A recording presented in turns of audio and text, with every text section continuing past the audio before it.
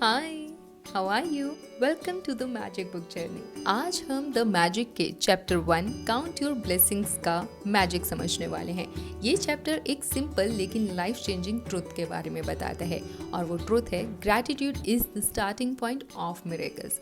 अब सोचिए ज़रा कि आपकी लाइफ में कितनी सारी चीज़ें हैं जो आपको हर दिन हेल्प करती हैं, बट अगर आपकी लाइफ से 24 घंटे के लिए कोई भी एक चीज़ को गायब कर दिया जाए, जैसे कि आपका फ़ोन, आपका पानी, बिजली, हेल्थ, फूड, पेरेंट्स या आपका कोई भी फेवरेट पर्सन, तब हमें उसी पल ये समझ में आता है कि हमारे पास उस वस्तु के या उस पर्सन के रूप में कितनी बड़ी ब्लेसिंग थी जिसके साथ हम जी रहे थे या जिसके साथ हम चल रहे थे, पर हम उनको कभी ना तो अप्रिशिएट करते थे, ना ही हम कभी उनको थैंक यू बोल पाए।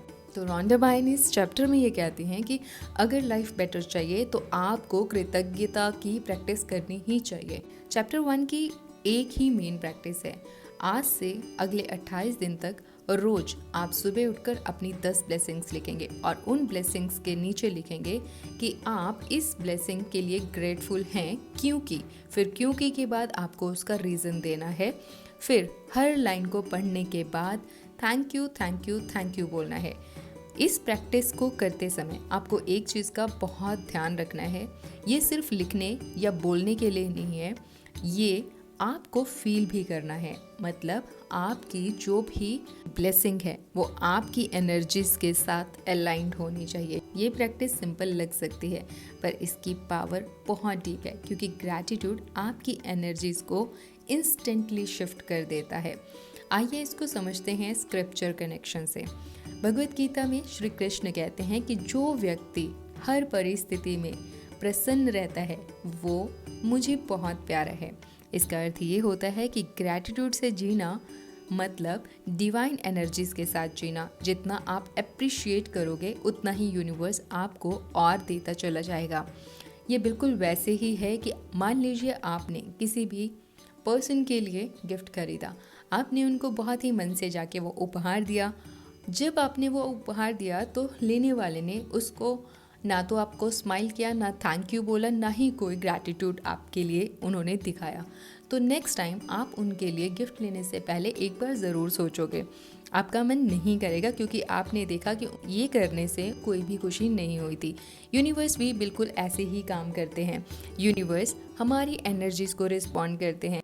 जब हम उनकी दी हुई चीज़ों के लिए कृतज्ञ रहते हैं या उनकी दी हुई चीज़ों के लिए थैंकफुल की एनर्जीज भेजते हैं तो वो हमें और मौके देते हैं खुश होने के लिए।